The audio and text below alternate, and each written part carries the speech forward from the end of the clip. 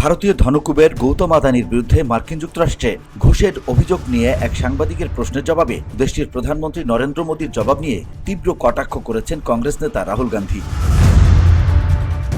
রাহুল গান্ধী তার সামাজিক যোগাযোগ মাধ্যম এক্স হ্যান্ডেলে লিখেছেন, ভারতে আপনি তাকে জিজ্ঞেস করলে তিনি চুপ করে থাকেন, বিদেশের মাটিতে তাকে জিজ্ঞেস করলে তিনি বলেন এটা ব্যক্তিগত ব্যাপার।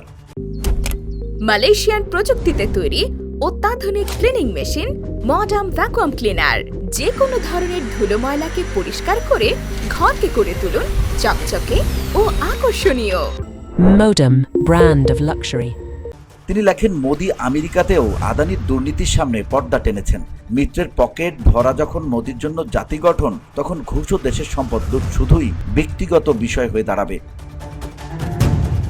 মার্কিন প্রেসিডেন্ট ডোনাল্ড ট্রাম্পের সঙ্গে যৌথ সাংবাদিক সম্মেলনে মোদিকে ঘুষ নেওয়ার অভিযোগ নিয়ে প্রশ্ন করা হয়, আমি কি জানতে পারি যে আপনি আজ এশিয়ার অন্যতম ধনী ব্যক্তি গৌতম আদানির মামলা প্রসঙ্গে আদৌ আলোচনা করেছেন কিনা, যাকে মোদির মিত্র হিসেবে দেখা হয়? প্রধানমন্ত্রী মোদি, আপনি কি ওই মামলায় ব্যবস্থা নিতে বলেছেন?